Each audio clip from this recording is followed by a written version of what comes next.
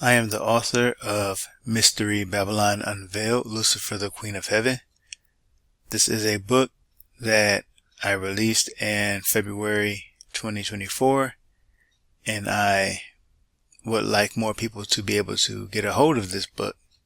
But for those who cannot afford to pay the $12.99 that you would pay at the bookstore, I will be recording chapters and uploading them to YouTube for, again, those who cannot afford to purchase a book.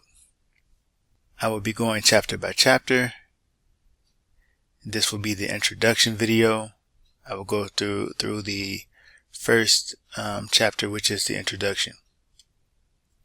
This book exposes the true identity of Satan as the great whore of Babylon, also called Mystery Babylon. And if you continue through this series, you will see the evidence and the proof of that from the Bible. Now, I will be trying to work through this. I'm sorry if there are some complications with the way I'm recording this. I'm going to do it the best I can. So, the copyright page, Mystery Babylon Unveiled, Lucifer, the Queen of Heaven. Since I am the author, I am authorized to share this with you, to reproduce this in video format. Other people are able to do it as well, as long as they are commenting on it or using the book in accordance with fair use. I will just be reading the book, and again, I am the author, so I am allowed to read it without much commentary.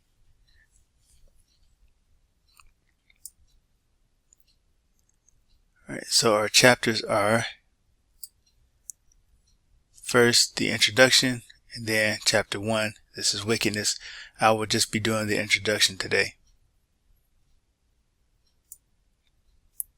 Again, I'm sorry I don't have a better way to scroll through these pages, but I hope you will be able to follow along. So, the introduction. The identity of Mystery Babylon the Great has been debated for ages. There is undoubtedly a city on earth that meets some of the conditions to fulfill the prophecy in Revelation chapter 17, but ultimately the prophecy is fulfilled in the spiritual realm. There is a terrestrial manifestation and there is a celestial manifestation. To suggest that there is a spirit of Babylon is almost heresy to many Bible scholars, but it absolutely is real. Even more controversial is the suggestion of who that spiritual Babylon is. Mystery Babylon Unveiled, Lucifer, the Queen of Heaven will prove to you with an abundance of biblical evidence that the spiritual fulfillment of Mystery Babylon is the very same spirit who is called Lucifer and Satan. This book will also bring clarity to why I'm here. Such importance is placed on Babylon's judgment in the book of Revelation. Why is it that Babylon has 3 chapters dedicated to her indictment, her judgment, and the reaction of the saints to her judgment, while the dragon and the serpent get far less emphasis placed on events occurring with them? Why is it that the reverence for the Virgin Mary worldwide rivals the reverence for Jesus Christ? Why are nearly all cathedrals dedicated to Our Lady?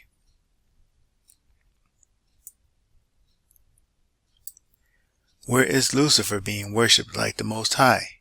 Shouldn't we expect to see his goals manifested in our world? Read this book and you will understand that Lucifer is not a he, but a she, and always has been. You will understand that every one of the I will statements made by Lucifer in Isaiah chapter 14 has been fulfilled by the Virgin Mary, the Christianized version of the Queen of Heaven. You know that the woman riding the beast is called the mother of harlots. But did you know that this was a title also carried by a goddess? As will be proven in this book, the Queen of Heaven was called the mother of the gods. False gods in the Bible are called abominations. That makes her the mother of abominations. Another bullseye when identifying and exposing Mystery Babylon. Open goddess worship is increasing and people are taking notice, but very few of them understand why it's happening. Often what Christian authors do is gloss over information about goddesses because they are focused on everything masculine, which they believe the devil to be. So it falls to me to bring forth the nuggets of truth that were overlooked. Using the Bible as my authority when it comes to discerning truth in all the material I've researched, I will put the pieces of the puzzle together and reveal the secret identity of the adversary, who is called Satan and Lucifer, to be the great whore of Babylon.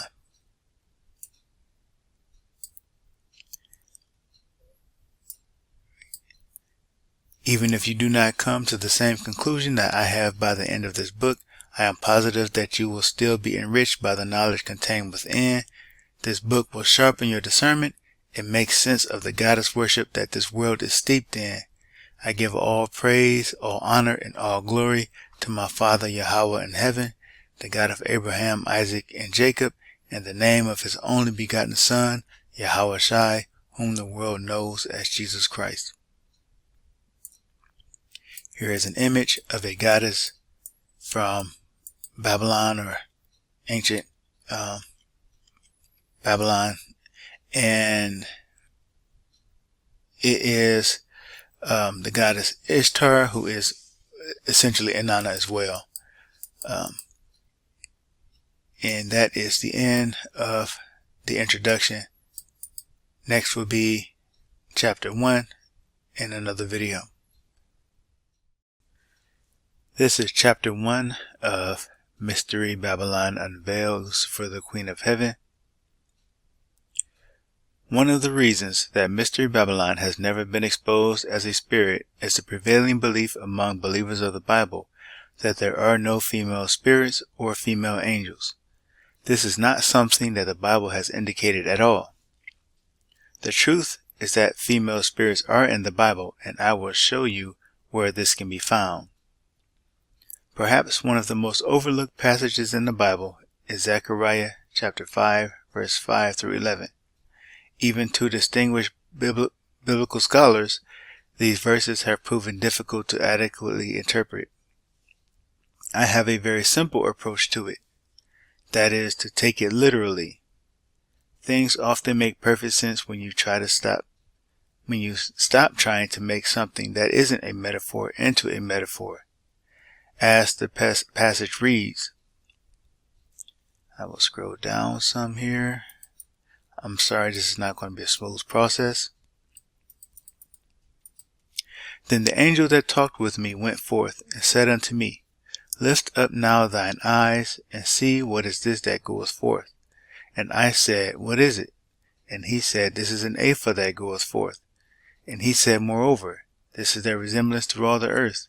And behold, there was lifted up a talent of lead, and this is a woman that sitteth in the midst of the ephah. And he said, This is wickedness. And he cast the woman into the midst of the ephah, and he cast a weight of lead upon the mouth thereof.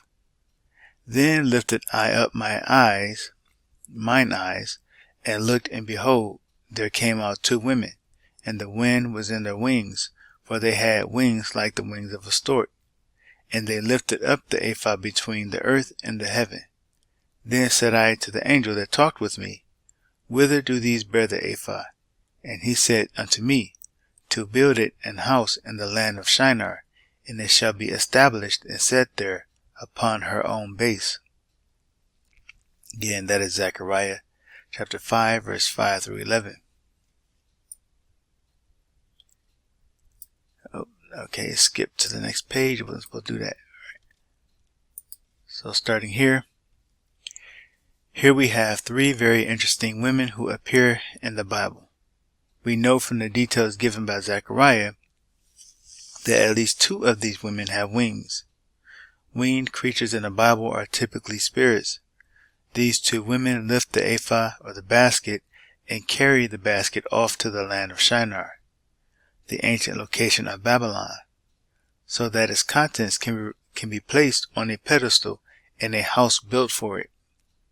If these were two men, I doubt anyone would hesitate to call them angels, but since they are women, the tendency is to try to explain them away as symbols. It is important to note that with regard to biblical prophecy, when a vision is symbolic, it will be followed by an explanation of the meaning. The angel, let's go to the next page now, talking with Zechariah doesn't explain what these women represent. That means that these women are exactly what Zechariah sees, literal women with wings. Furthermore, the description of these women does not involve similes, except as it relates to their wings. For example, the angel talking with Zechariah doesn't say that these women are as a or like a woman. He says that they are women. The only time that he uses simile, and he uses a simile, is when he says that their wings are like the wings of a stork. There is nothing said or shown in this vision to lead us to the conclusion that these women are anything other than literal women. Not that the existence of these two women with wings, dare I even say angels, isn't important by itself, but there is an even more important woman seen in Zechariah's vision. The woman who is being carried in the basket, or in that basket, has two important titles given to her. The one that I will discuss first is wickedness. No description is given of her, nor are any similes used, making it almost impossible to explain her away as a symbol for something else. Additionally, the angel talking with Zechariah does not give any symbolic meaning whatsoever with regard to her. I see no reason that she shouldn't be taken as the literal embodiment of wickedness. I have to scroll down so you can read that. So I see no reason she shouldn't be taken as the literal embodiment of wickedness.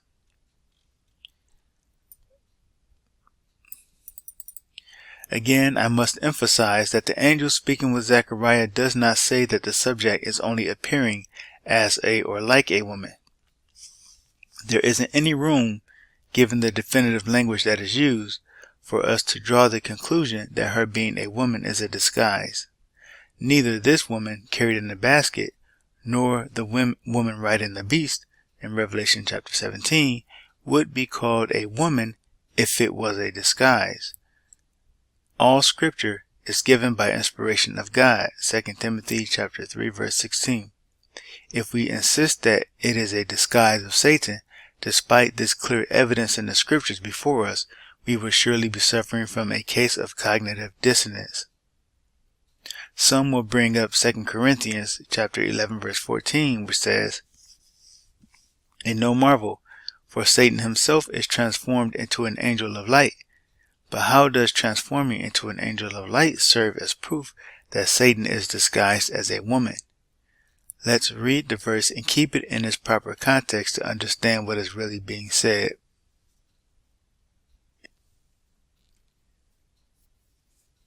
So reading here at the first line. "For such are false apostles, deceitful workers, transforming themselves into the apostles of Christ. And no marvel, for Satan himself is transformed into an angel of light. Therefore it is no great thing if his ministers also be transformed as the ministers of righteousness, whose end shall be according to their works." The context is deceitful workers transforming themselves into ministers of righteousness. The Apostle Paul wasn't talking about changing genders. Satan is transformed into an angel of light, and our ministers are also transformed into ministers of righteousness. Some may insist that Lucifer must use the disguise of a woman to deceive man, but let's keep this in mind. John chapter 1:18 says, "No man has seen God at any time." And Jesus Christ says in Matthew 18:10, "In heaven their angels do always behold the face of my Father which is in heaven." To me, it is just plain ridiculous to suggest that Satan, who led a third of the angels who have beheld the face of God to rebel against him, would need to use a female disguise to convince man to rebel against the same God who he has never seen at any time. It is a poorly thought out justification for the belief that Satan is only disguised as a woman. I implore the reader in love to set aside their bias as we move forward in exposing the true identity of Lucifer. So the angel talking with Zechariah gives the woman who is called wickedness a second identifier, that is the eye. We will come back to this identifier later when we discuss symbols associated with Lucifer. What happens with this woman called wickedness is she is sealed or hidden underneath a lid, and she is carried to the land of Shinar, which is Babylon. Let me scroll down a little bit here without losing my place, hopefully. So in Revelation 17, we see another woman who is wicked and lives in Babylon, a woman whose sins have, quote, reached unto heaven, unquote.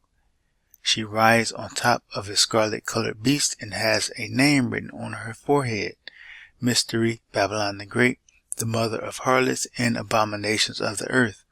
This is most definitely the same woman from Zechariah 5. But here is the question.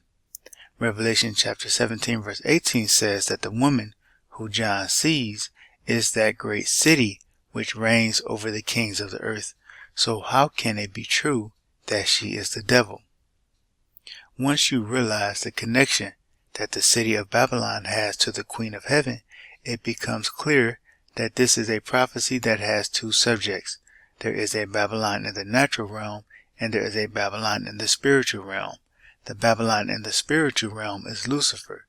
We have a rule for this in Ephesians 6:12, which says, "For we wrestle not against flesh and blood, but against principalities, against powers, against the rulers of the darkness of this world, against spiritual wickedness in high places."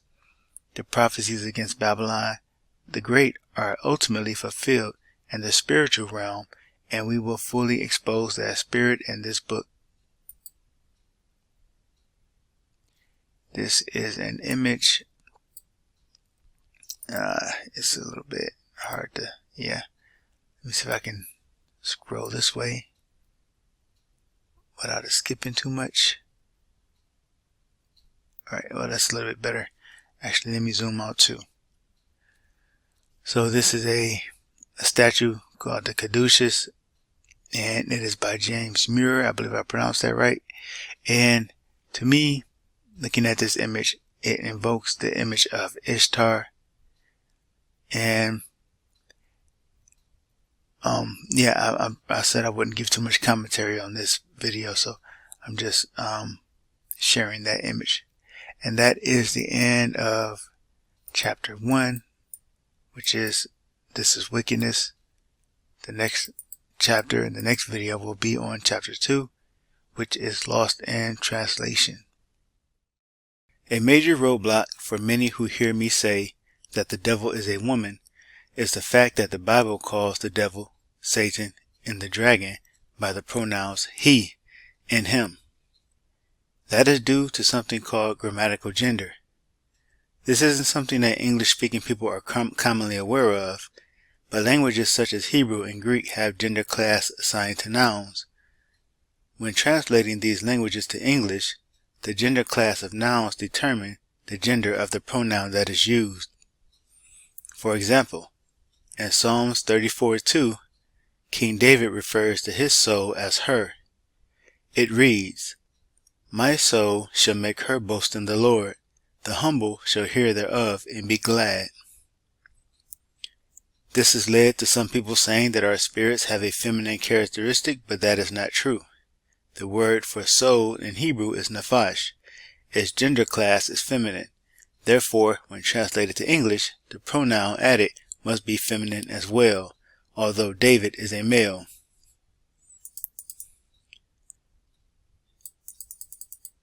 The words dragon, devil, serpent, and Satan are all masculine class nouns.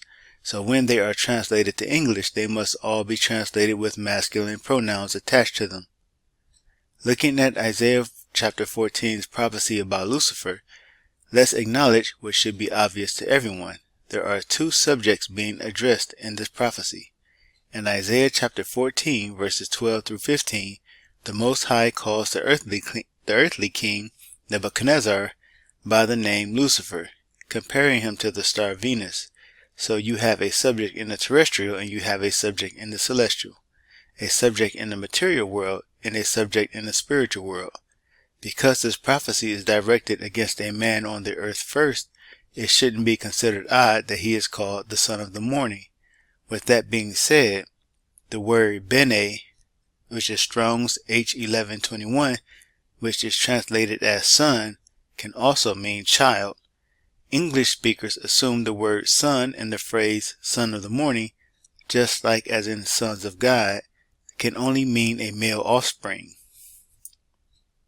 What should we do with 1 John 3:2 in that case? That says, "Beloved, now are we the sons of God."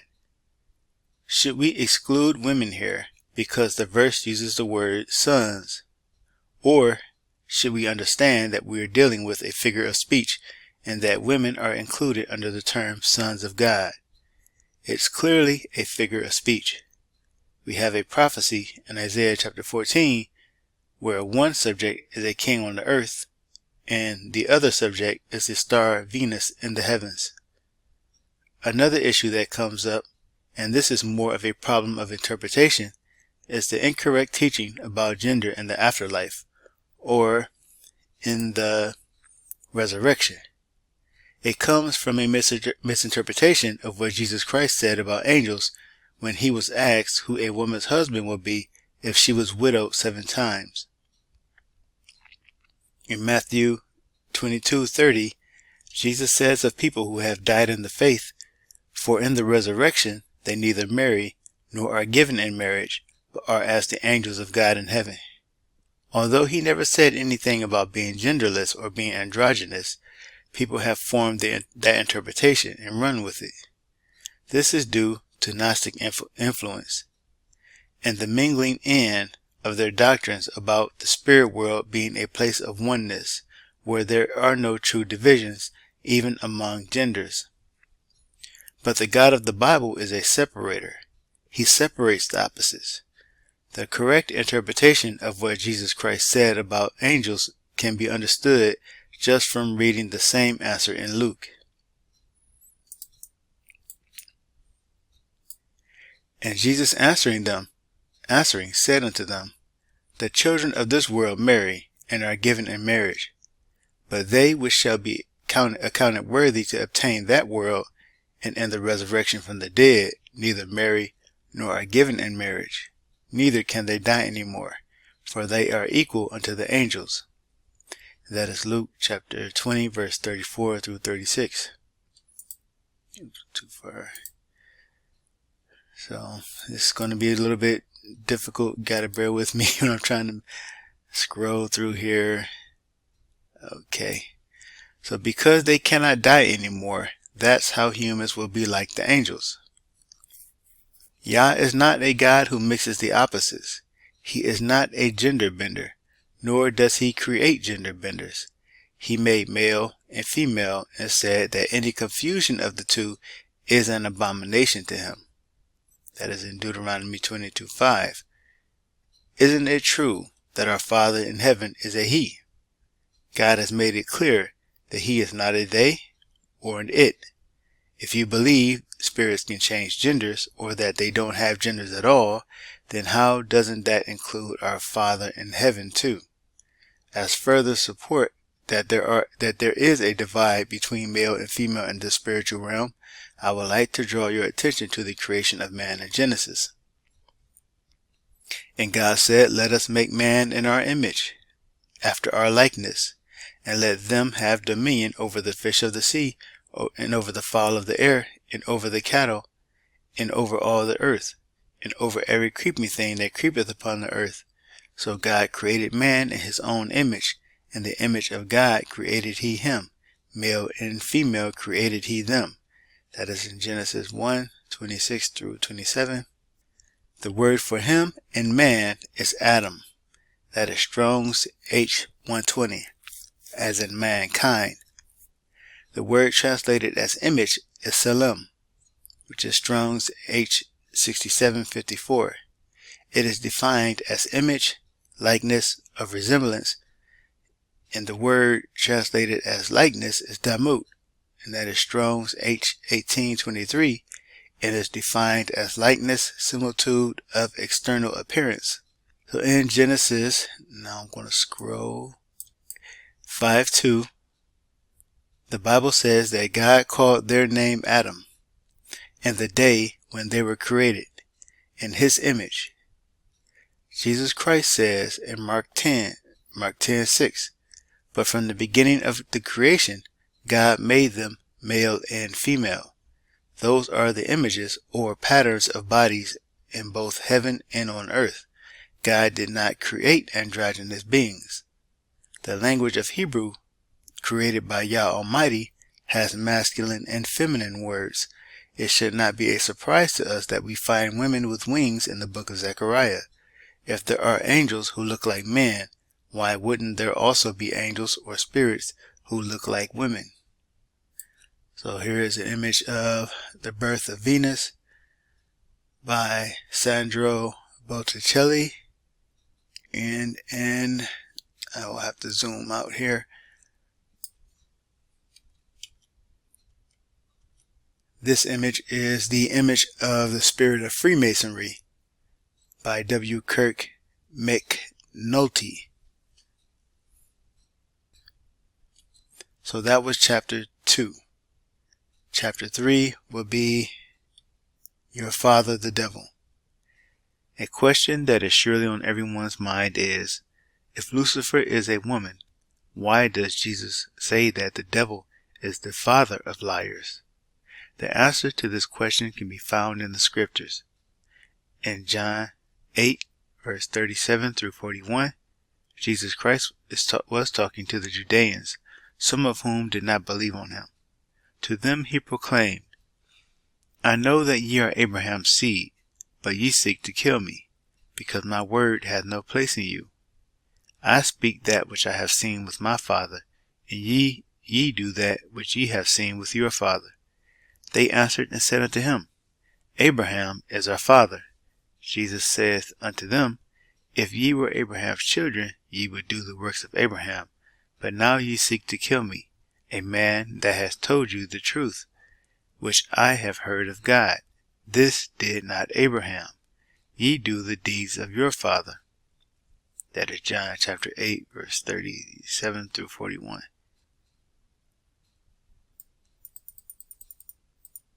There is a comparison to what happened between Cain and Abel being made by Jesus Christ here.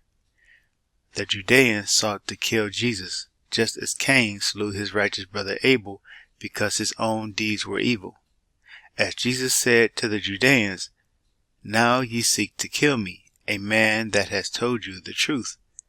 As the passage continues, we find that Jesus Christ identified exactly who their father was by telling us more about what his deeds were. As we read in verses 41 through 44, Then said they to him, We be not born of fornication. We have one Father, even God. Jesus said unto them, If God were your Father, ye would love me, for I proceeded forth and came from God. Neither came I of myself, but he sent me. Why do ye not understand my speech? Even because ye cannot hear my word. Ye are of your father the devil, and the lust of your father ye will do. He was a murderer from the beginning, and abode not in the truth, because there is no truth in him. When he speaketh a lie, he speaketh of his own, for he is a liar and the father of liars. That is John 8:37 through 44.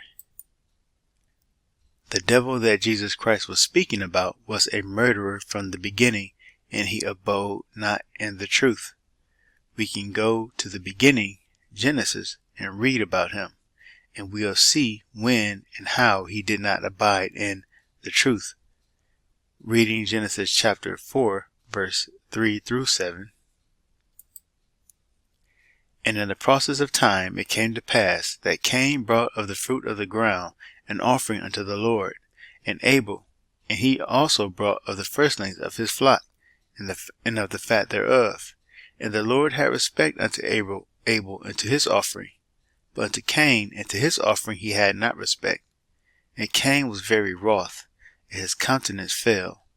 And the Lord said unto Cain, Why art thou wroth? And why is thy countenance fallen? If thou doest well, shalt thou not be accepted? And if thou doest not well, sin lieth at the door, and unto thee shall be his desire, and thou shalt rule over him. In this passage, the Creator tells Cain that if he does well, he will be accepted. This indicates that there was a truth that Cain knew, which he should have been abiding by. What was that truth? There are several scriptures that provide the answer. 1 John 2 verse 4 reads, He that saith, I know him, and keepeth not his commandments, is a liar, and the truth is not in him. Simply put, the truth, I'm going to scroll down here, is God's commandments. The commandments have always been with man, even before Mount Sinai, as evidenced by the Creator telling Cain that he would accept him if he did well. We can sum up the commandments or the truth very simply in Mark 12 verse 29 through 33. And Jesus answered him, The first of all the commandments is, Hear, O Israel, the Lord our God is one. And thou shalt love the Lord thy God with all thy heart, and with all thy soul, and with all thy mind, and with all thy strength. This is the first commandment.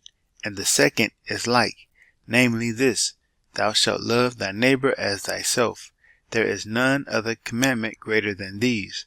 And the scribe said unto him, Well, Master, thou hast said the truth. For there is one God, and there is none other but he, and to love him with all the heart, and with all the understanding, and with all the soul, and with all the strength, and to love his neighbor as himself is more than all whole burnt offerings and sacrifices. This is the truth that Cain did not abide in. This truth was not given by Yah to any of the angels. The commandments were only given to man. Rather than abiding in the truth that was given to him straight from the mouth of God, he sought to kill his righteous brother because his own deeds were evil. We see this in Genesis chapter 4, verse 8 through 9. And Cain talked with Abel his brother, and it came to pass, when they were in the field, that Cain rose up against Abel his brother, and slew him. And the Lord, scrolling to the next page, said unto Cain, Where is Abel thy brother? And he said, I know not. Am I my brother's keeper? Not only did Cain kill his own brother, but he then lied straight to the face of God about not knowing where his brother was. If Cain had possessed the love that he was supposed to have in his heart, he would have been his brother's keeper. As Jesus Christ said, These are not the deeds of Abraham. In Matthew 23, verse 34 through 35, Jesus names Abel as the first person whose blood was shed upon the earth. By doing this, Jesus is also comparing those responsible for the deaths of the righteous to Cain. The passage reads, scrolling down, Wherefore, behold, I send unto you prophets, and wise men, and scribes, and some of them ye shall kill and crucify, and some of them ye shall scourge in your synagogues, and persecute them from city to city, that upon you may come all the righteous blood shed upon the earth, from the blood of righteous Abel unto the blood of Zacharias, son of Barachias, whom ye slew between the temple and the altar. Scrolling down.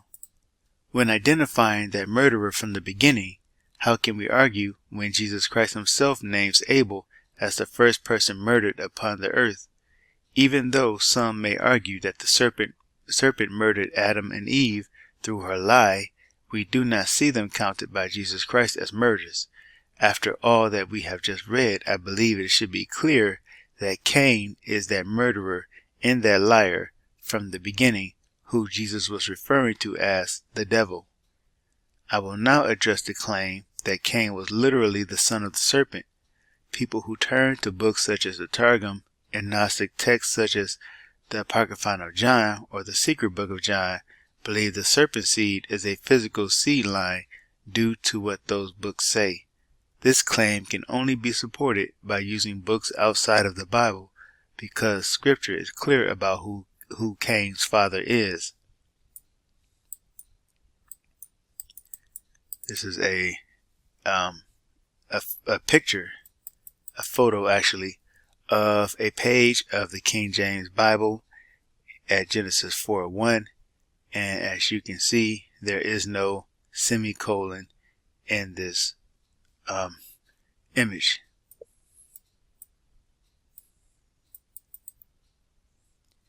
Genesis 4:1 tells us plainly that Adam is Cain's father. The passage reads, "And Adam knew Eve his wife, and she conceived and bare Cain, and said, I have gotten a man from the Lord." It's worth noting that the 1611 King James Version Bible did not have a semicolon in this verse. Some teachers of the serpent seed doctrine have made a big deal about the semicolon being in some versions of the Bible, but it's also in the verse about Seth's birth. Yet no one is claiming that the semicolon means anything there. It reads, "And Adam knew his wife again, and she bare a son, and called his name Seth." That is Genesis 4:25. It follows the same structure and flow as Genesis 4:1, which describes the events of Cain's birth. This seems like an open and shut case to me.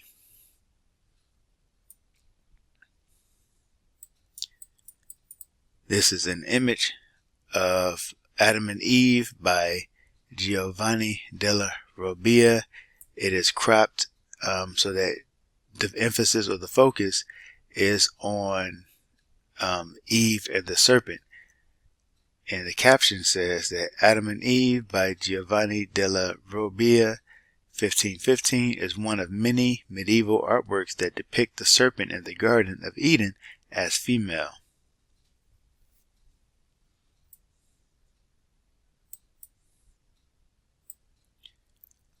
So that was chapter 3. The next chapter will be chapter 4, the wise woman and the foolish woman. From here, we will discuss who the serpent is. It is her seed that is destined to wage war against the seed of the righteous woman. Yes, there is a seed war happening in the earth throughout history, and it is a war between the spiritual children of two women. If you have never noticed, throughout the Bible, there is a theme of a competition between two women. One of these women is righteous or wise. She represents Eve. Eve's children are the righteous seed of Israel and the Gentiles who are grafted in. The Bible tells us that the dragon made war with the remnant of her seed, who kept the commandments of Yahweh, God, and the testimony of Yahweh Shai, Jesus Christ. We see this woman in Revelation 12.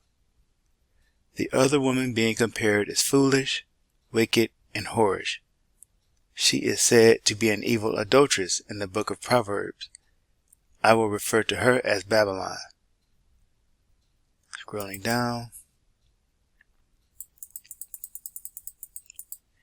This wicked woman has her own children whom God himself promises to kill. We see her in Revelation chapter 17. Proverbs 14:1 says, "Every wise woman buildeth her house, but the foolish plucketh it down with her hands." Proverbs 7:4-5 reads, "Say unto wisdom, Thou art my sister, and call understanding thy kinswoman, that they may keep thee from the strange woman, from the stranger which flattereth with her words." There is more to say on the strange woman, whom I shall deal with later in this book. In Matthew 25:1-4, Jesus Christ makes a comparison between wise virgins and foolish virgins. It reads, "Then shall the kingdom of heaven be likened unto 10 virgins, which took their lamps and went forth to meet the bridegroom. And 5 of them were wise, and 5 were foolish. They that were foolish took their lamps, and took no oil with them. But the wise took oil in their vessels with their lamps." Matthew 25, 1-4. A lamp gives light and represents the commandments of God. Scrolling down. We have in this parable given by Jesus Christ an example of 2 types of people, those who act on their faith and those who are hearers of the word only. Those who acted on their faith and were obedient to the Father were ready when the bridegroom came. The foolish had no faith to act on and did not make it into the wedding. As demonstrated with Rebekah, the 2 warring seed lines can come from the same womb,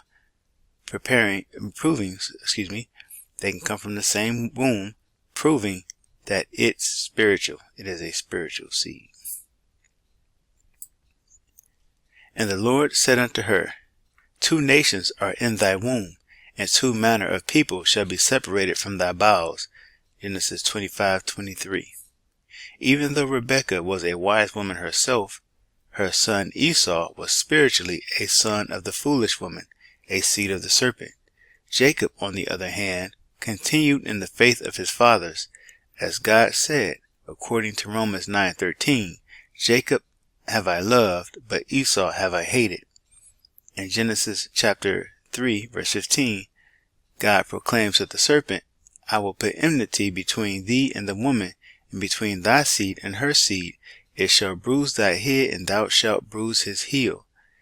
Some have claimed that women have no seed, but the Bible indicates the opposite in numerous places.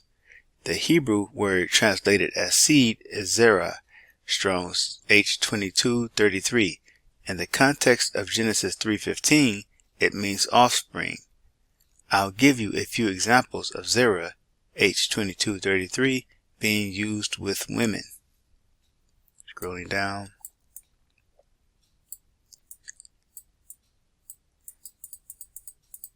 "And Adam knew his wife again, and she bare a son, and called his name Seth. For God, said she, hath appointed me another seed instead of Abel, whom Cain slew." Genesis 4:25. "And they blessed Rebekah, and said unto her, Thou art our sister. Be thou the mother of thousands of millions, and let thy seed possess the gates of those which hate them." Genesis 24:60. "And the angel of the Lord said unto Hagar, I will multiply thy seed exceedingly, that it shall not be numbered for multitude." Genesis 16:10. There are more examples of the Bible telling us that women have seed or offspring, but enough has already been shown to prove the point. As part of the war against the serpent seed, in numerous places in the Bible, God has promised to kill Babylon's children. In Genesis 47:8, Babylon says in her heart, "I am, and none else beside me. I shall not sit as a widow, neither shall I know the loss of children." I want to scroll down. God promises her in Isaiah 47:9 that the loss of children will come upon her. Jesus Christ says in Revelation 2:23, "I will kill her children with death, and all the churches shall know that I am he which searcheth the reins and hearts." I understand that people have become comfortable with the idea that this seed battle is between a male and a female, but the truth has been revealed, and it has been hidden in plain sight for years. For example, in medieval art, the serpent in Eden was often depicted as being female. People's opinions on the possible reason for this depiction range from the serpent representing Lilith to, scrolling down, the serpent being a reflection of Eve, as part of some patriarchal or misogynistic demonization of women. But I believe that depicting the serpent as female in art was merely a way that the truth could be put out in the open by those who knew the truth, while they upheld the sanctioned doctrine that the serpent was a male for public consumption. The truth about what happened in the Garden of Eden is that the serpent approached Eve, not Adam, because she was another woman. She wanted to make Eve corrupt like herself. And this image, let me zoom out, is from the Notre Dame Cathedral. It is an image of Adam and Eve and the serpent, and it is at the foot of the Virgin Mary statue, again at the Notre Dame Cathedral.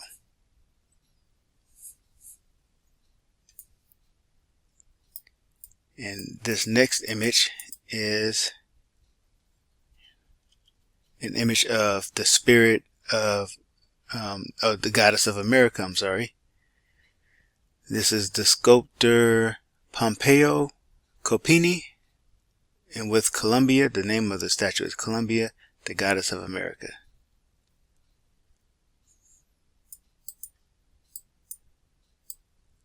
So that was chapter 4.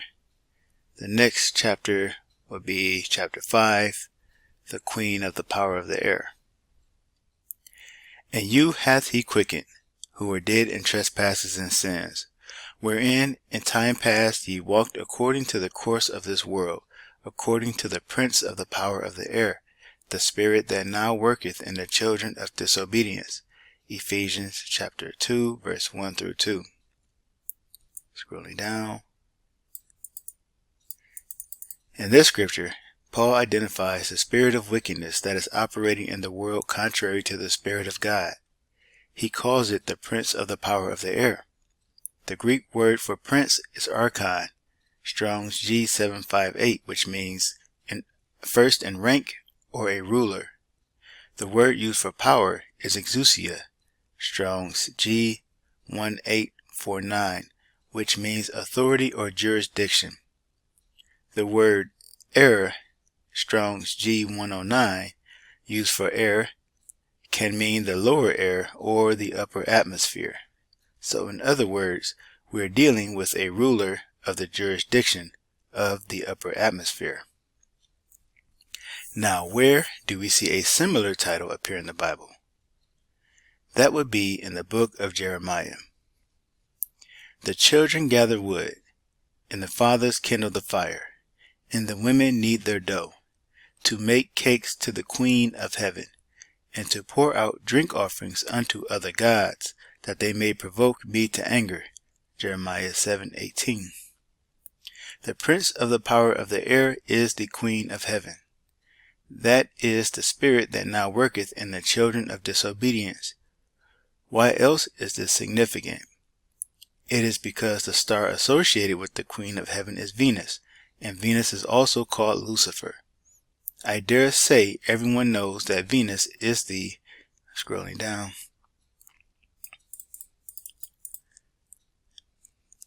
that Venus is the name of a Roman goddess, and that the planet is associated with femininity.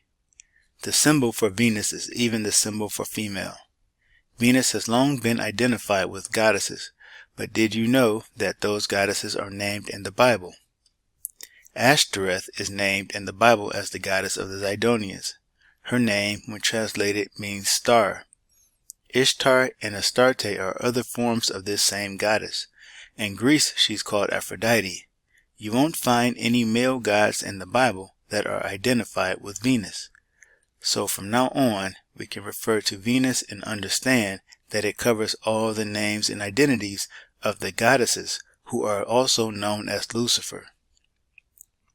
While the goddess Asherah is present in the Bible, you won't find her name in most English translations because her name was translated as grove and tree. I won't speculate on why this choice was made by the translators. Scrolling down. Though I do have some ideas. I will leave that alone and just tell you that Asherah's worship involved planted trees, poles, and groves. She is essentially Mother Earth. All of these goddesses mentioned go by the title of Queen of Heaven. Is there a title more fitting for the rival of the Most High God than the Queen of Heaven. This title reveals the height of Lucifer's rank among spiritual powers. Colossians 1:16 says, "For by him were all things created, that are in heaven and that are in the earth, visible and invisible, whether they be thrones, or dominions, or principalities, or powers." The highest rank on this list is thrones, and it's a rank occupied by a king or queen. Lucifer, being the Queen of Heaven, adds context to Jude 1:8, which says, "Yet Michael the archangel, when contending with the devil, he disputed about the body of Moses, durst not bring against him a railing accusation, but said, The Lord rebuke thee." The Egyptian goddess Isis, or Aset, is linked to both Sirius and Venus. Such symbols such as the pentagram and the Ankh can be used for both Venus and Sirius. It can also be said that the symbol for female is a variation of the Ankh.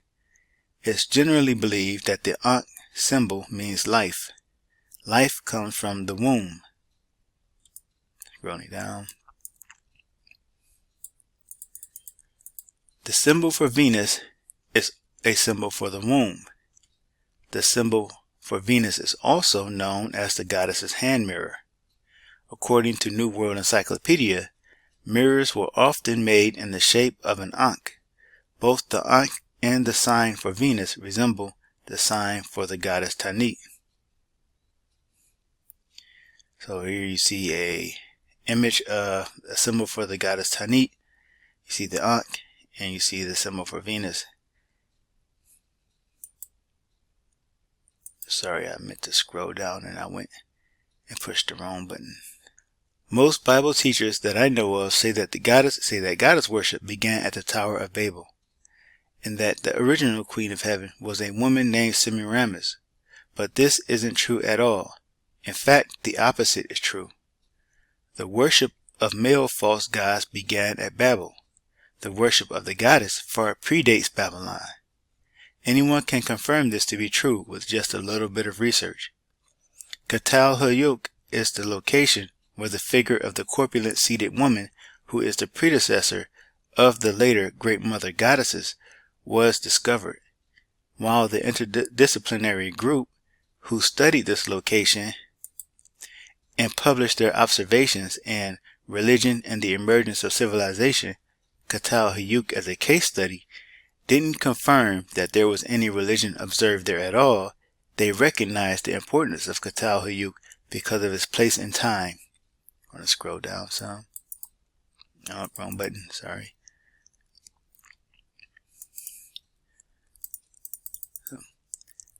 The aims of the current excavations at Catalhuyuk in central Turkey from 7400 BC to 6000 BC are to explore a site of great importance for our understanding of the first steps towards civilization and to understand its art, symbolism, and ritual. The site occurs several thousand years before the cities and states of Mesopotamia and Egypt, to which the term civilization is often applied. Here is an image of I will scroll or zoom out. This is an image of that corpulent or that obese mother goddess, who is the predecessor of goddesses such as Kybele, who is often also seen throned with lions at her side. So the caption says, "The seated woman of Catalhuyuk is the prototype of the great mother goddess." Now scrolling down.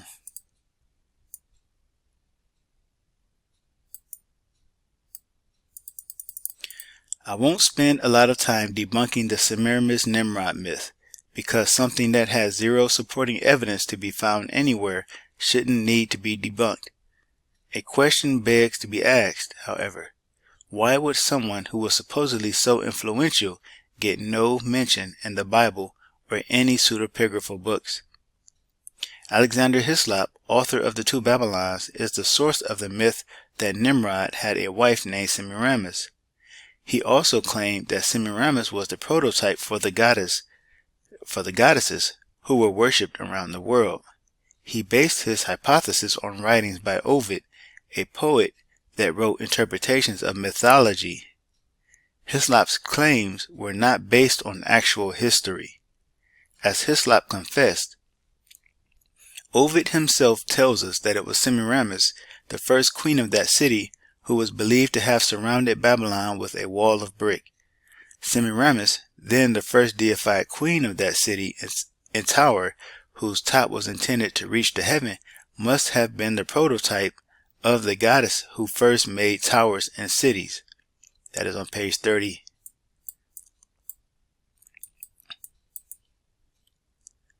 Scrolling down. There you have it. This myth of Semiramis being Nimrod's wife has no basis in history. Having cleared that up, a woman by the name of Samaramat, who lived in the 8th century BCE according to world history, is likely the inspiration for Hislop's claim, but she lived many centuries after Nimrod had already died. Semiramis is a legendary queen thought to be based on the historical Samaramat. She lived from 811 to 806 BCE. The queen regent of the Assyrian Empire who held the throne for her young son, Adad Nirari III, until he reached maturity. There is very little information about what she did and how she went about doing it, and some scholars refer to her simply as an obscure Assyrian lady of the 8th century BC, of whom we know nothing for certain except that she is named on an inscription as Lady of the Palace. What we can know for certain is that there is an abundance of evidence which suggests that goddess worship predates the establishment of Babylon by at least 1,000 years. In stark contrast, there is no evidence that any male gods existed before Babylon.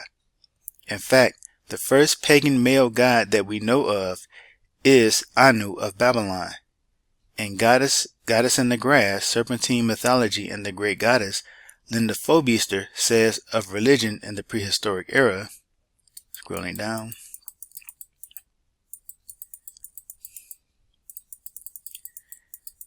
in the ancient past, the Great Mother Goddess was worshipped as the personification of the universal life force. Her sacred symbol was the serpent. Over time, as goddess worship was suppressed by the rise of patriarchy, her serpent was devalued, eventually becoming a symbol of evil. Yet the roots of the life-giving, life-taking serpent goddess can be seen in prehistoric artifacts and in mythology, folklore, and art. Unlocking the mysteries of the serpent goddess can reveal how myths of the Western world trace the dimming power of the great goddess over thousands of years until her replacement by the one male Judeo-Christian god.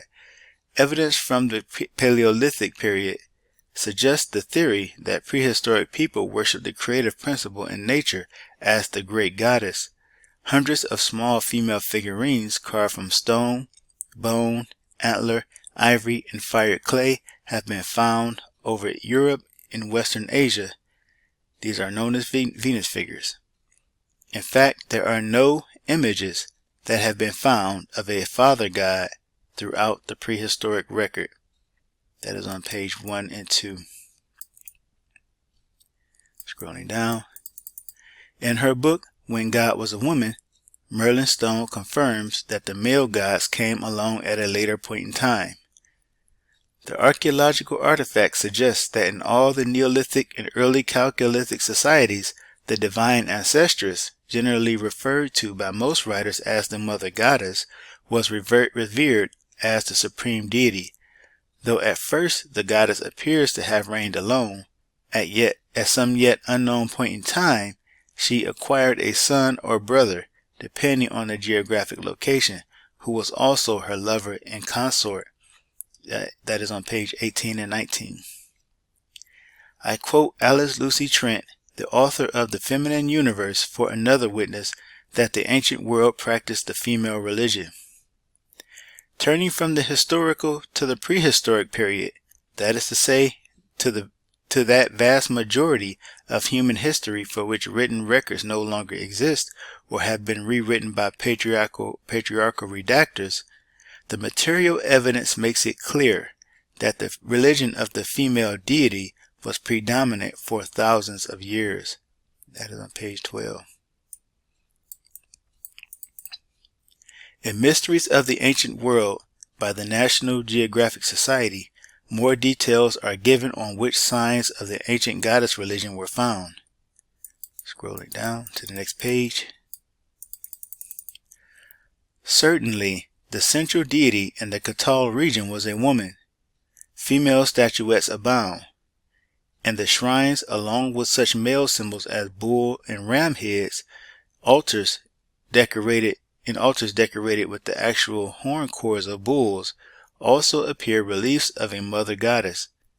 Quite possibly, Katal Hayuk's religious life centered on the female fertility and was directed by priestesses. That is page 41. The lie of goddess worship beginning at Babylon has been told for too long, and I must give readers the correct historical record.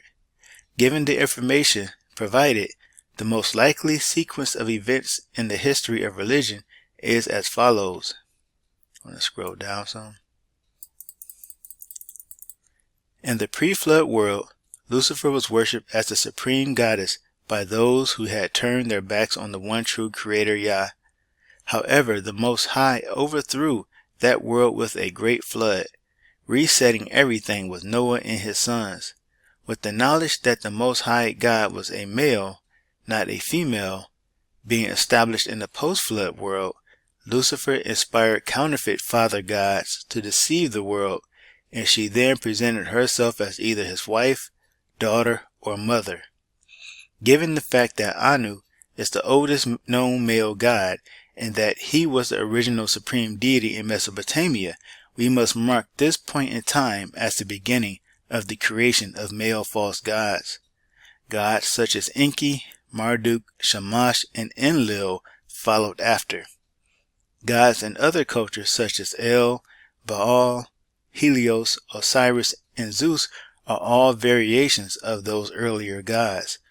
Many of these gods, such as El and Baal, bore generic titles that simply meant God and Lord, strengthening my theory that they were created by Lucifer as counterfeits to the one true God. It's possible that the ancient Israelites who worship Baal actually believed they were worshiping the true Lord Yah. Just like many people today believe they are worshiping the true God, but they do not in reality. The true God has no wife. He has no mother. He has no sister. Going to the next page. Here is an image of another Venus figure, as they are called. And again, these figures are called Venus figures simply because they are female, and this demonstrates the relationship of females to the star Venus. The caption says, one of the many forms of Venus figures from the prehistoric period.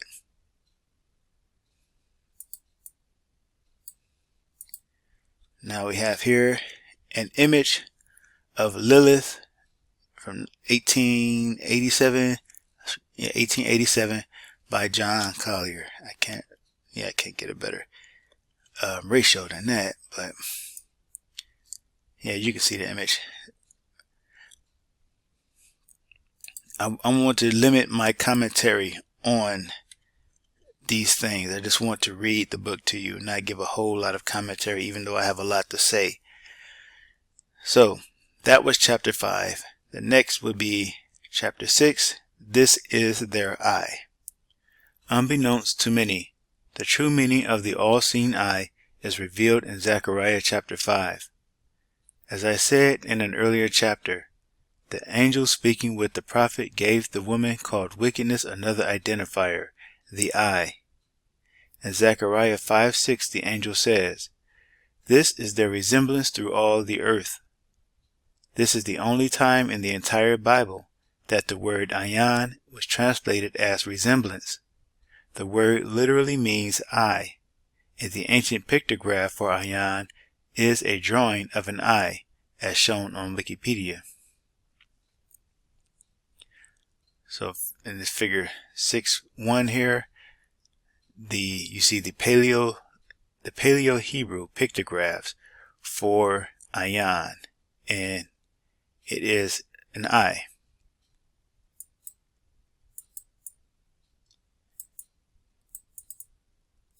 So Zechariah, scrolling down, Zechariah 5:6-8 can also be translated as, "This is their eye through all the earth. This is a woman that sitteth in the midst of the ephah." And he said, "This is wickedness." In addition to that, eyes in the Bible can represent spirits. This is demonstrated in the book of Revelation, where it says, "And I beheld, and lo, in the midst of the throne, and of the four beasts, and in the midst of the elders stood a lamb, as it had been slain, having 7 horns and 7 eyes, which are the 7 spirits of God, sent forth into all the earth." Revelation 5:6.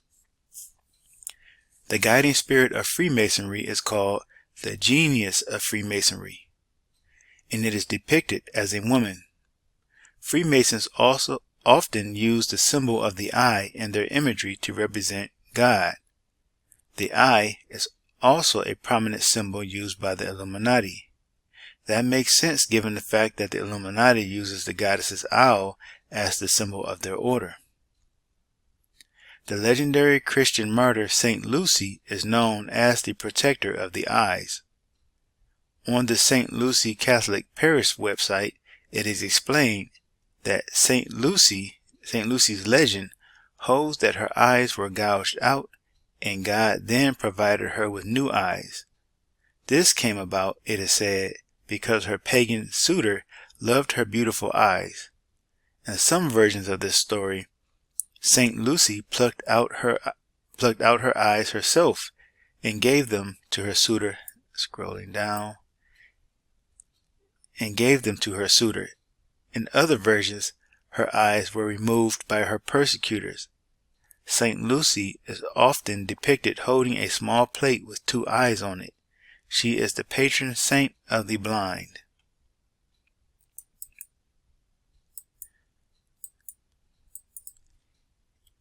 In this image,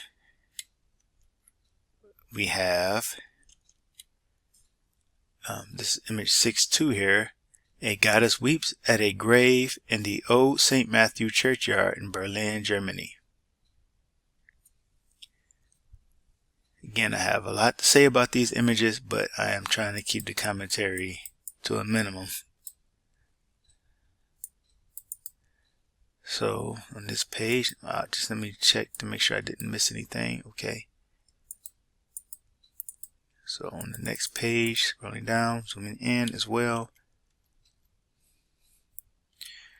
What happens with this woman called wickedness in the book of Zechariah is that she is carried to the land of Shinar, Babylon, and is established on her own base or pedestal. Now, where have we seen the symbol of an eye placed on a base? That would be the pyramid with the unattached capstone. That pyramid with the unattached capstone is on the back of the US dollar.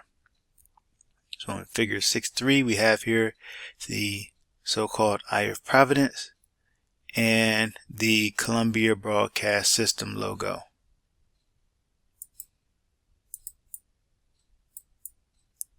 Scrolling down. The spirit of America is called Columbia. She is conflated with the goddess of freedom, who is perched atop the U.S. Capitol building. The Columbia Broadcasting System uses the symbol of the eye as its logo. Everything begins to fall into place once you understand who the goddess is. All these years, the devil was in the details of Zechariah chapter 5.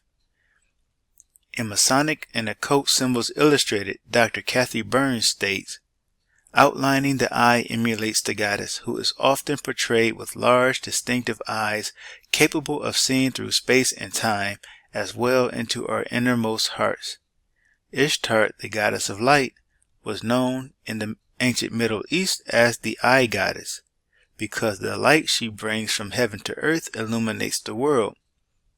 The Egyptian goddess Ma'at originally possessed the all-seeing eye, which later was transferred to Horus. The goddess's ability to see and know all things became a terrifying concept in patriarchal times, and her mystical eye was turned into the evil eye, associated during the time of the Inquisition with witches. That is on page 308.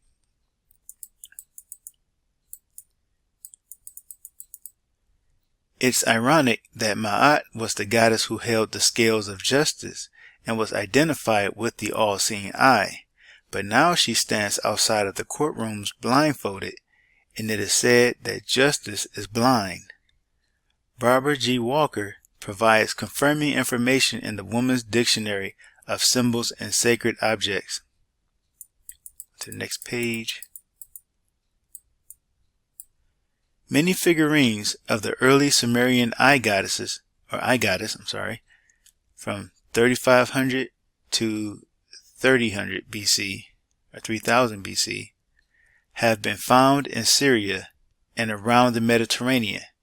Like Ma'at in Egypt, she represented the spirit of truth and law. Hers were the all-seeing eyes from which no crime could be hidden.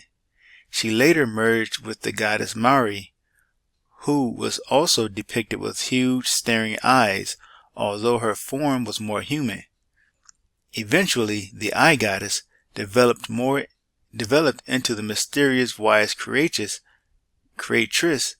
Mari Ishtar, or Mariana, once worshipped as the consort of Yahweh in Jerusalem. The goddess's staring eyes aroused uncomfortable feelings in men, who came to look upon her as a spirit of the evil eye. That is on page 201. Figure 6.4 here, the Hamsa hand, or the hand of Fatima, or the hand of Miriam.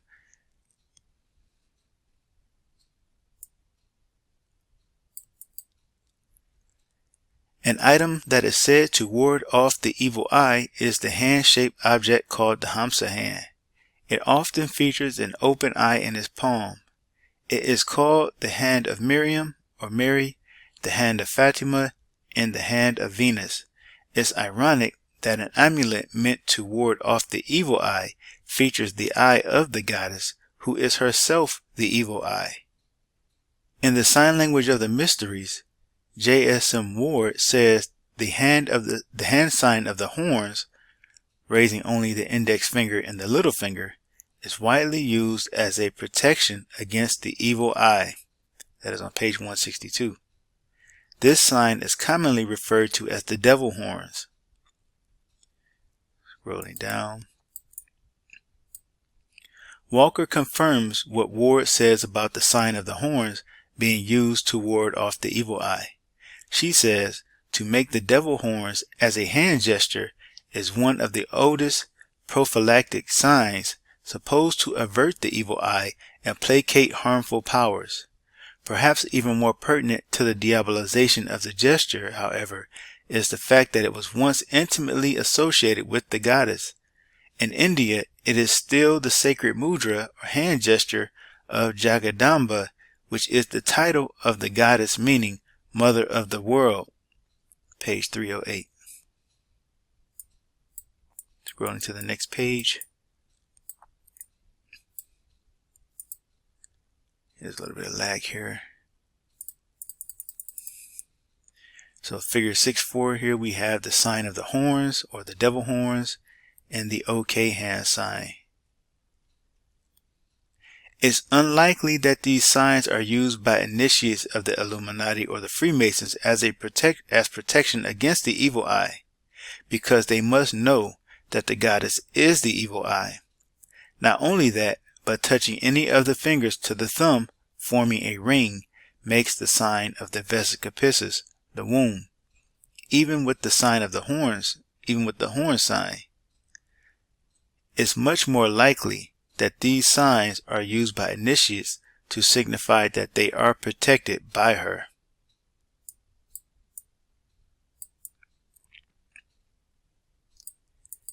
Figure 6.5, we have the goddess of mercy in the distance behind a giant vesicapiscus womb hand sign.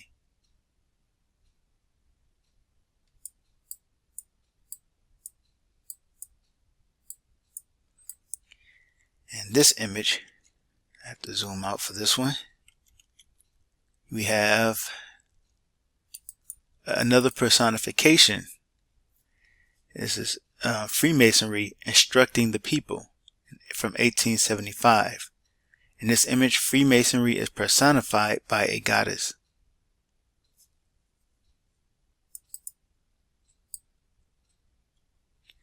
So that was chapter 6.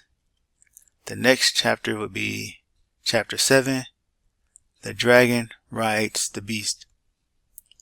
There are two parties who are blamed for deceiving the entire world. They are Babylon and the dragon. There are several scriptures that we must observe. Babylon hath been a golden cup in the Lord's hand, that made all the earth drunken. The nations have drunken of her wine. Therefore the nations are mad. Jeremiah 51:7. And a mighty angel took up a stone like a great millstone, and cast it into the sea, saying, Thus with violence shall that great city Babylon be thrown down, and shall be found no more at all. For by thy sorceries were all nations deceived. Scrolling down. And the great dragon was cast out, that old serpent called the devil and Satan, which deceiveth the whole world. Revelation 12:9. And I saw an angel come down from heaven, having the key to the bottomless pit, and a great chain in his hand. And he laid hold on the dragon, that old serpent, which is the devil and Satan, and bound him 1,000 years, and cast him into the bottomless pit, and shut him up, and set a seal upon him, that he should deceive the nations no more. And when the 1,000 years are expired, Satan shall be loosed out of his prison, and shall go out to deceive the nations which are in the four quarters of the earth. Revelation 20:1-3 and 7-8. Both Babylon and the dragon are said to have deceived the nations. It's telling, as I said in the introduction, that only Babylon is arraigned for having deceived the whole world. She gets 3 chapters in the book of Revelation dedicated to her judgment. Remember what I said about the whore of Babylon sharing names with the Queen of Heaven. It reinforces that Mystery Babylon is not just a city, but the spirit of the goddess who is identified with Babylon. Scrolling down. Who also just happens to be called Lucifer. To further demonstrate that Babylon is the dragon, I will show you where Babylon is treated like the devil herself. I'll start in Genesis 3:15, where Yahweh said to the serpent, I will put enmity between thee and the woman, and between thy seed and her seed. We see in Revelation 12:17 that the dragon is trying to destroy the seed of the wise woman, Eve and Israel. And this seed war between two women, Eve the wise woman, going to the next page, and Babylon the foolish woman, we see a vision of the dragon trying to destroy Eve's seed.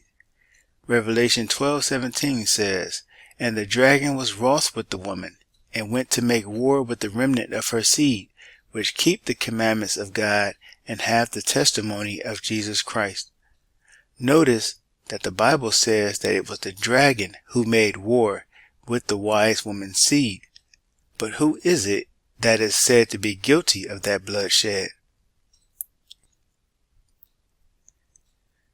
And a mighty angel took up a stone like a great millstone, and cast it into the sea, saying, Thus with violence shall that great city Babylon be thrown down, and shall be found no more at all. For by thy sorceries were all nations deceived, and in her was found the blood of prophets and of saints and of all that were slain upon the earth. Revelation 18:21 through 24. Scrolling down. In Revelation 18, Babylon is arraigned for deceiving all nations and for her violence against Eve's seed. While it's always man on the earth who is carrying out the violence, they are being driven by spirits to commit those acts. The problem with blaming man here, and the reason why this prophecy can't be talking about the natural realm, is that no mortal man has been alive since Abel was slain. Neither was there a single bloodline responsible for all the violence against Eve's seed. Only a spirit could have been there from the beginning and took part in all of it. A spirit who was prophesied to have enmity with Eve's seed, that is, the serpent. Question: why is Babylon guilty of all that blood and not the serpent? Is the wrong party being indicted here? Answer: no. Babylon is the serpent, and she has made war with Eve's seed ever since Cain slew Abel. Otherwise, what reason would all the saints who have been killed in ages past have to rejoice when Babylon is thrown down in the end times? As Revelation 18:20 says, "Rejoice over her, thou heaven, and ye holy apostles and prophets, for God hath avenged you on her." Scrolling down. Doesn't it strike you as odd that the saints and those who dwell in heaven are told to rejoice when God takes vengeance on Babylon but not on the serpent? Babylon falls and there is rejoicing. The serpent is thrown into the lake of fire and cricket noises. If the Most High Yah has indeed allowed me to understand all of this correctly, then all prophecies against Babylon apply to the serpent. I will now give you a timeline of events in the book of Revelation concerning the fall of Babylon. First, we should all fully understand that none of those who are saved and redeemed from the earth by the blood of the Lamb, Jesus Christ, Yahushua HaMashiach, are appointed to God's wrath. When the Most High pours out his, scrolling to the next page,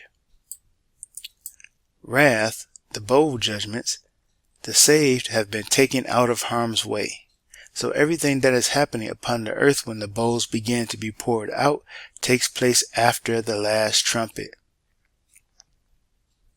And the seventh angel sounded, and there were great voices in heaven saying, "The kingdoms of this world are become the kingdoms of our Lord and of his Christ, and he shall reign forever and ever."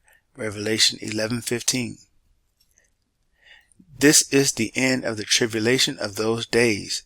It is followed by the day of the Lord. The King of Kings and Lord of Lords, Jesus Christ, is returning to claim the kingdoms of the earth. As Revelation 6:17 says, "For the great day of his wrath is come, and who shall be able to stand?" The first bowl that is filled with the wrath of God is poured out in Revelation chapter 16, verse 2. Scrolling down. "And the first went and poured out his vial upon the earth, and there fell a noisome and grievous sore upon the man which had the mark of the beast, and upon them which worshipped his image." Revelation 16:2. And what follows, take note of when Great Babylon is judged.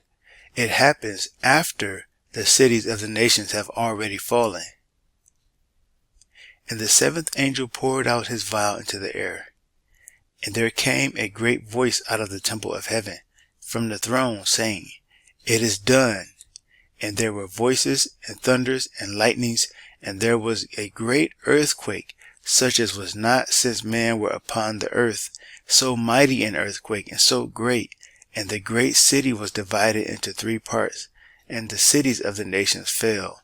And great Babylon came in remembrance before God, to give unto her the cup of the wine of the fierceness of his wrath."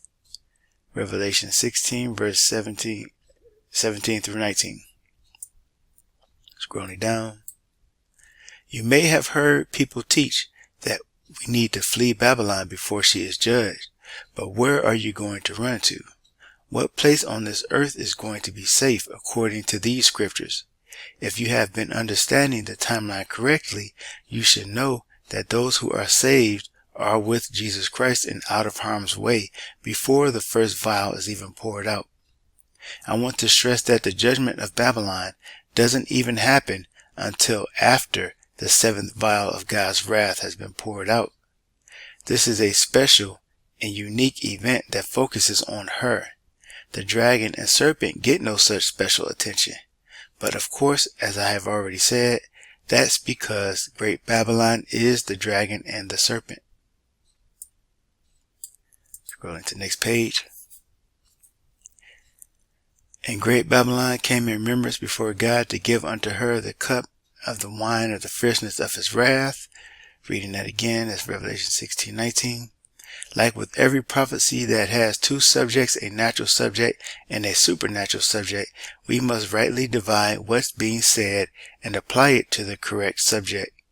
When Babylon is judged, we know if there truly is a spirit entity who says in her heart, I sit a queen and am no widow and shall see no sorrow, Revelation 18:7, then to maintain biblical congruence, that spirit cannot end right there in Revelation 18:21, where it says, thus with violence shall that great city be thrown down and shall be found no more at all.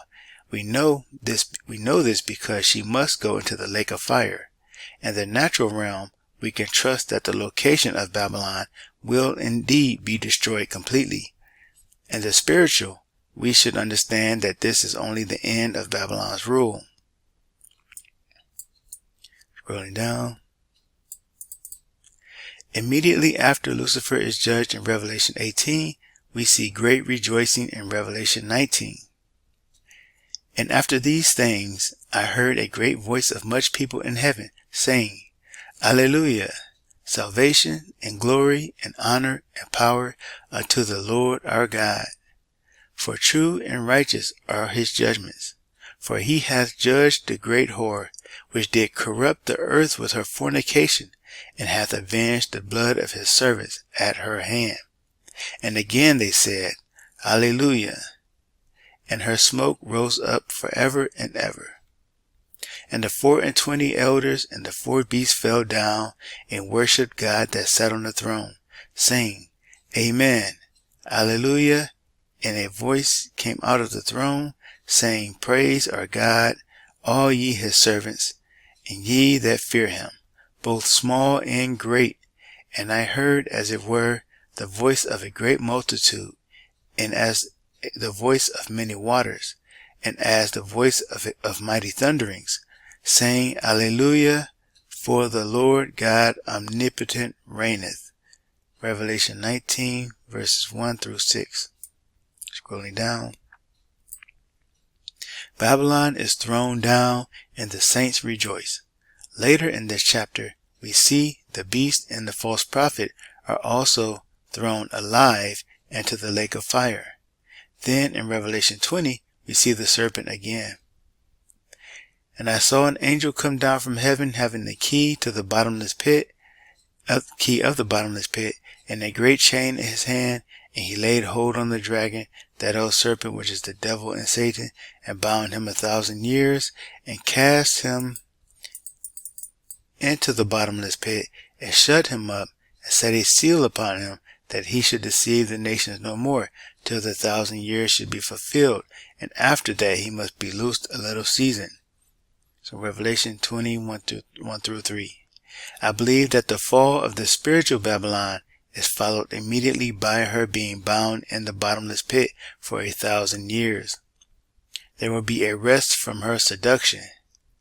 As Revelation 18:23 says of Babylon, for by thy sorceries were all nations deceived. And now that she has been sealed in the bottomless pit, she can deceive the nations no more. Revelation 23. And when the 1,000 years are expired, Satan shall be loosed out of his prison and shall go out to deceive the nations which are in the four quarters of the earth. Revelation 27 through 8. Scrolling down. There won't be any mother goddess worship on earth when Lucifer is in the bottomless pit. However, Babylon will be loose for a short time to resume her sorcery and to deceive the nations again just before her final fall. And the devil that deceived them was cast into the lake of fire and brimstone, where the beast and false prophet are, and shall be tormented day and night forever and ever. Revelation 20:10. I can't help but notice the words, her smoke rose up forever and ever, in Revelation 19:3 sounds a lot like what happens when the damned go into the lake of fire. Perhaps this verse skips ahead chronologically, like Revelation 14:11 does. And the smoke of their torment ascendeth up forever and ever, and they have no rest day or night, who worship the beast and his image, and whosoever receiveth the mark of his name. That is the end of the dragon who rode the beast and deceived all nations, as it is written in the scriptures. Scrolling down. The conceptualization of the goddess Inanna as being synonymous with the serpent and the dragon can be found in ancient Mesopotamian writings of Enheduanna, who is cited as the world's earliest known named author.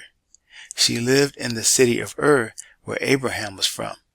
It is likely that her writings were known to the ancient Israelites, and so symbols such as the serpent and the dragon could have been recognized as identifiers of the goddess Inanna, the Queen of Heaven. And some of her collected writings, Enheduanna said of the goddess Inanna, scrolling down to the next page. Oops, went too far, sorry. Your queen is Inanna, the great dragon, who speaks inimical words to the evil, who goes against the enemy's land. In the Exaltation of Inanna, composed by Enheduanna, it is written, like a dragon, you have deposited venom on the land. When you roar at the earth like thunder, no vegetation can stand up to you. A flood descending from its mountain. O foremost one, you are the Inanna of heaven and earth, raining the fan fire down upon the nation, endowed with maize by An, lady mounted on a beast. These are selections from lines 9 through 65. What we have here are ancient religious writings from Ur describing Inanna, who is Venus, also called Lucifer, as the great dragon, in a lady mounted on a beast. It bears repeating that the mother of harlots was also a title given to the Inanna, meaning Lady of Heaven or Queen of Heaven.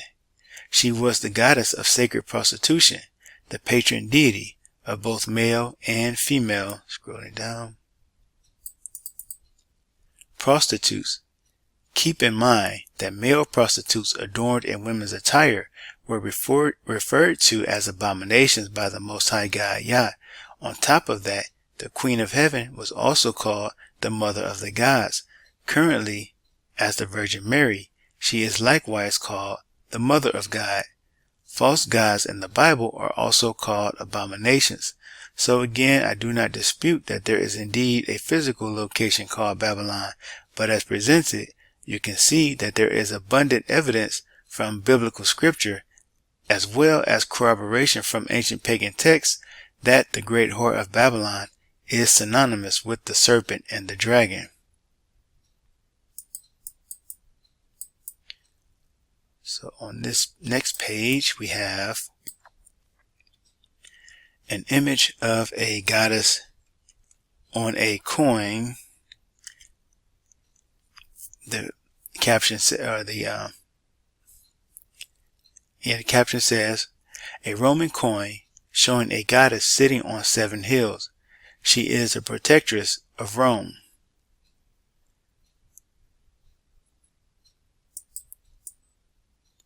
In the next page, we have, sorry, that might be small, but this is the Armada Memorial in Plymouth depicting Britannia. like Columbia, Britannia is the personification of Britain. Again, I'm trying to keep commentary to a minimum, but sometimes I can't help myself. So that was chapter 7. The next chapter will be chapter 8, the Lady of Kingdoms. As the Apostle Paul said in Ephesians 6:12, we wrestle against principalities, against powers, against the rulers of the darkness of this world, against spiritual wickedness in high places. The Greek word used for principalities is arch, Strong's G746. One of the definitions of arch from Blue Letter Bible is 5. The first place, principality, rule, magistracy, A, of angels and demons. The meaning behind his statement is that ultimately our enemies are invisible. They are angels and demonic spirits in the heavens. So as much as people want to argue about the physical location of Mystery Babylon, I am focused on exposing the spirit. There are multiple verses in the Word of God that make clear that the fact that the great whore of Babylon has conscious thought, aspirations, and a heart. Scrolling down. Consider, for example, the following scriptures wherein the harlot proclaims, I shall be a lady forever, in Isaiah 47:10. I am, and none else beside me. I shall not sit as a widow, neither shall I know the loss of children. Isaiah 47:8. None seeth me. I am, and none else beside me. Isaiah 47:10. I sit a queen, and am no widow, and shall see no sorrow. Revelation 18:7. In Zephaniah 2, verse 13 and verse 15, a prophecy of destruction is spoken against the city of Nineveh. In this text, we find that corresponding words are spoken by the virgin daughter of Babylon. Scrolling down. It reads, And he will stretch out his hand against the north and destroy Assyria, and will make Nineveh a desolation, and dry like a wilderness. This is the rejoicing city that dwelt carelessly, that said in her heart, I am, and there is none else beside me. This is another profound example of a prophecy with a spiritual fulfillment. The principality over Nineveh speaks boldly, declaring that there is none beside her. Joshua J. Mark from World History says that the city of Nineveh, scrolling down to the next page, had become an important religious center for the worship of the goddess Ishtar. The meaning of the name is disputed, but most likely relates to the prefix Nin or Nina, which often appears in the names of deities. It could have meant house of the goddess, or specifically house of Ishtar, as the city was associated with that goddess from an early date.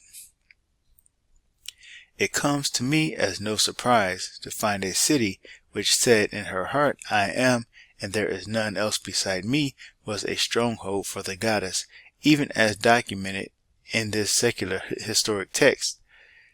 This is merely one of many examples of how diligent, objective historical research serves to validate my own uncommon understanding of the central importance of the prominent feminine entity that is known biblically as Mystery Babylon. In Revelation 17:18, an angel spoke with John and proclaimed, And the woman which thou sawest is that great city which reigneth over the kings of the earth. That is a curious thing to say, is it not? Do not kings usually reign over cities? How can a city reign over all the kings of the earth? Who reigns over that city then? It should be obvious in this verbiage that we are dealing with a principality here. A principality that goes all the way back to the beginning, scrolling down, and shares the name of the city Babylon. Scrolling more. According to ancient origins, the Ishtar Gate is so named because it was dedicated to the Babylonian goddess Ishtar. Her coat was the most important one in ancient Babylon. It is believed to have included temple prostitution, although this is debatable. According to the noted Assyriologist Samuel Noah Kramer, kings in the ancient Near Eastern region of Sumer established their legitimacy by taking part in a ritual sexual act in the temple of the fertility goddess Ishtar every year on the 10th day of the New Year festival Akitu. Not only is the goddess synonymous with Babylon, but, as I just shared, kings established their legitimacy to the throne by committing fornication with the sacred prostitutes in the Queen of Heaven's temple. Does this not provide a very clear and literal example of what the Bible refers to as the kings of the earth committing fornication with her? Scrolling down. And there came one of the 7 angels which had the 7 vials, and talked with me, saying unto me, Come hither, I will show unto thee the judgment of the great whore that sitteth on many waters, with whom the kings of the earth have committed fornication, and the inhabitants of the earth have been made drunk with the wine of her fornication. Revelation 17, 1 through 2. Scrolling down to the next page. What we are dealing with here are literal acts of fornication involving kings and priestesses, the embodiment of the goddess on earth, and worship of the Queen of Heaven. That is what Revelation chapter 7:2 is referring to. The Bible says 2 more times that this ritual act of fornication took place. For all nations have drunk of the wine of the wrath of her fornication, and the kings of the earth have committed fornication with her. Revelation 18:3. And the kings of the earth who have committed fornication and lived deliciously with her shall bewail her. Revelation 18:9. There is even more proof that the Queen of Heaven is in fact the dragon who puts kings on the throne. Isis, whose name means throne, is regarded as the throne that all kings reign upon. She is often depicted with a throne on her head. We'll just scroll down here.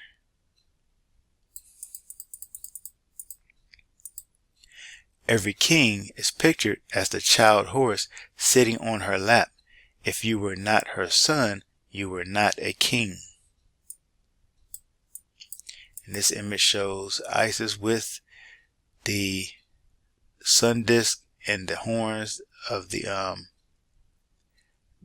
calf on her head, and the throne on her head as well, because her name meant throne and she was the personification of the throne. So the figure says, Horus sitting on his first throne, the lap of Isis.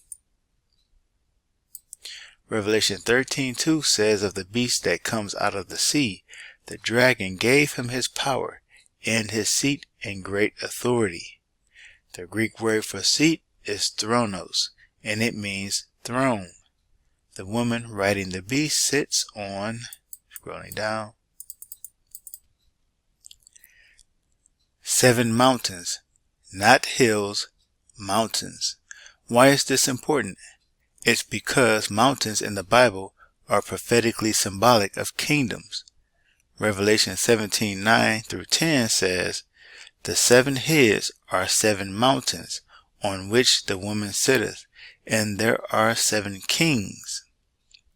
Jesus Christ spoke of a spiritual mountain or kingdom in Matthew 11:23 when he said, For verily I say unto you, that whosoever shall say unto this mountain, Be thou removed, and be thou cast into the sea, and shall not doubt in his heart, but shall believe that those things which he saith shall come to pass, he shall have whatsoever he saith. He demonstrated that when he sent the unclean spirits out of a man and into some swine, who then ran into the sea and were drowned. Because there are 7 kingdoms that the woman sits on, there are 7 kings mentioned in Revelation 17:10. Additionally, verses that demonstrate the fact that mountains represent kingdoms can be found in the book of Daniel. Scrolling down. And the stone that smote the image became a great mountain, and filled the whole earth. And in the days of these kings shall the God of heaven set up a kingdom which shall never be destroyed, and the kingdom shall not be left to other people, but it shall break in pieces and consume all these kingdoms, and it shall stand forever. That is in Daniel 2:35 and verse 44. The Virgin Mary is called the Lady of all nations. Nations is just another word for kingdoms. Isaiah 47:5 says, "Sit thou silent, and get thee into darkness, O daughter of the Chaldeans, for thou shalt no more be called the Lady of Kingdoms." Consider the symbolism of the Ishtar gate. It represented Ishtar's protection of the city and the people within it. The Queen of Heaven is the protectress of kingdoms, sitting on the mountains of the present and the past. Let's compare this with Luke 4:5-6. When the devil tried to tempt Jesus, it reads, scroll down here, "And the devil, taking him up into an high mountain, showed unto him all the kingdoms of the world in a moment of time.